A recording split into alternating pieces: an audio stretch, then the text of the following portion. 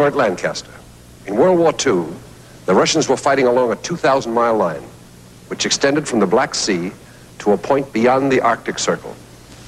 This is the Black Sea, and here is the ice-free seaport of Murmansk, in the northernmost part of the Soviet Union.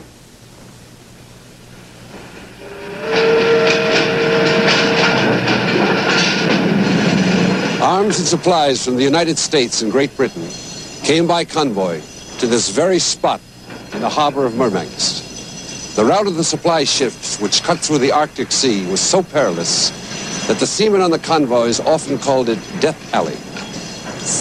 The convoys, identified by the code initials PQ, were in constant danger from Nazi submarines and planes. The Germans, based on the northern tip of Norway, made daily attacks on the ships.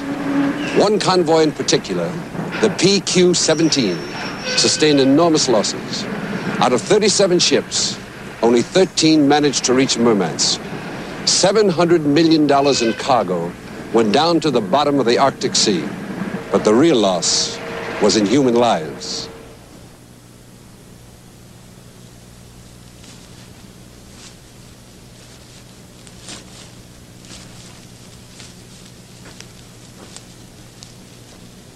American, British, and Russian men lie here in the cemetery of the Allied forces in Murmansk, killed in their attempt to bring food, tanks, and other supplies to the Russian people.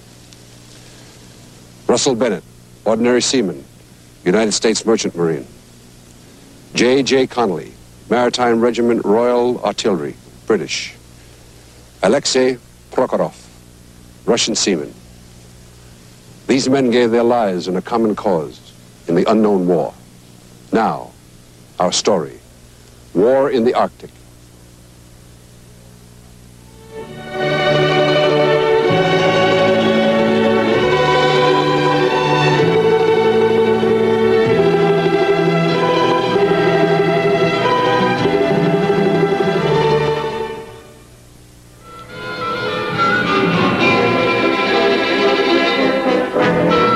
Northern ice cap of the world lies the Arctic Ocean. Perpetually cold, shaken by sudden storm, its waters are never at rest. This is the sea road to Russia's northern ports of Murmansk and Archangel, by way of the Barents Sea in the North Atlantic. In the unknown war, a battlefield.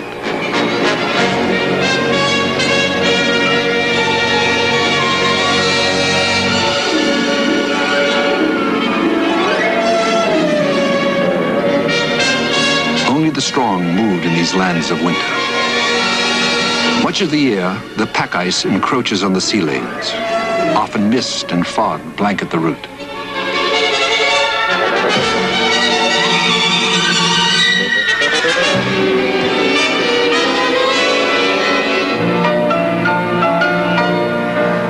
Two years before the war, a Soviet polar expedition trekked over the ice fields to investigate the strategic and scientific possibilities of the Arctic.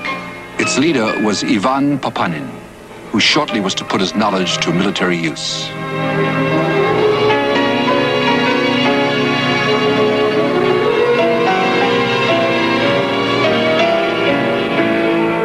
Others were on reconnaissance. The ships and planes of Nazi Germany, harbingers of the coming conflict. On April 9th, 1940, the Germans assaulted Norway, whose northern coastline jutted into the Arctic sea lanes. The barren mountains of the north were rich in cobalt, copper, nickel, strategic materials vital to the German war machine.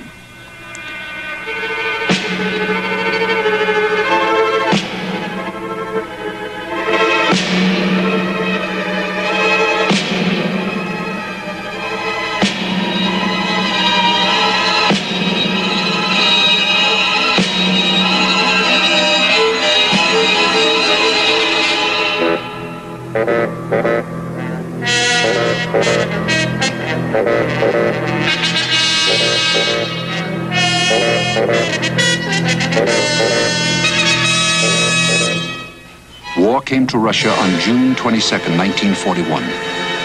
Using its Norwegian bases, the German Navy roamed through the Barents Straits, intent on closing Murmansk, Russia's only northern port that was ice-free year-round. The German capital ships were new and powerful.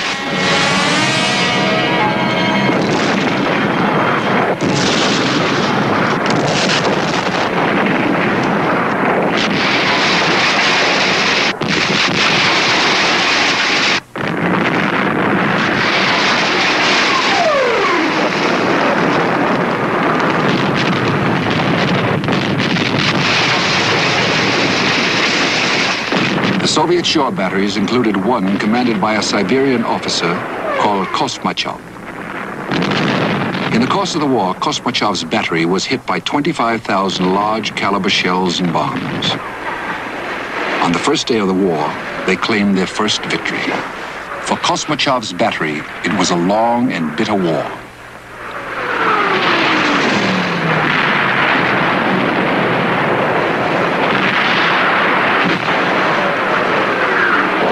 The Germans enjoyed air superiority in the Arctic. They could not exercise it with impunity.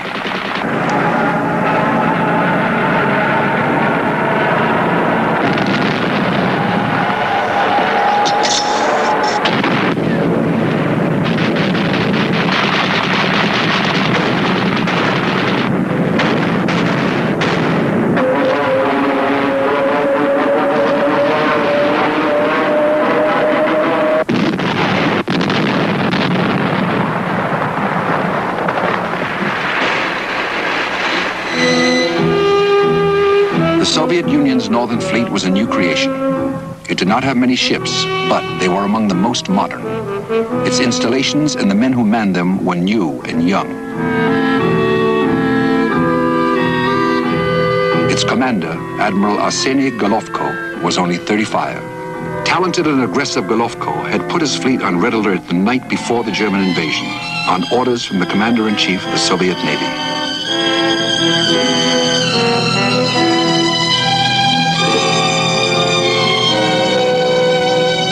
The German Army's invasion route would cross northern Finland, heading for the White Sea.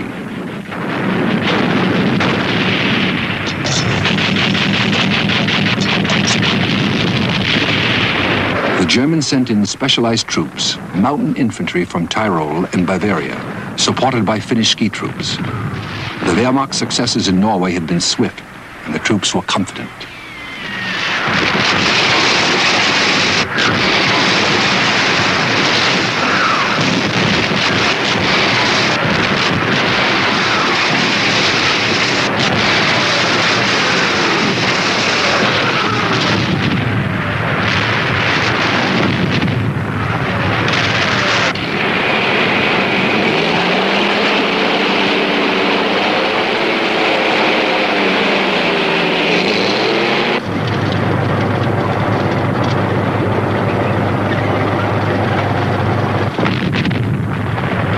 Before long, the familiar marks of the Blitzkrieg began to appear in the Soviet Arctic.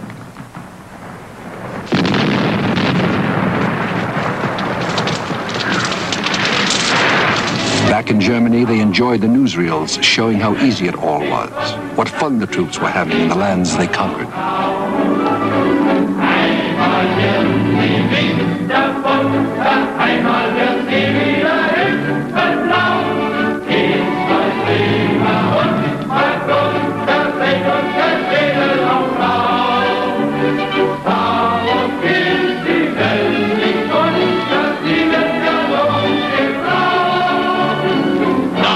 Congratulated themselves.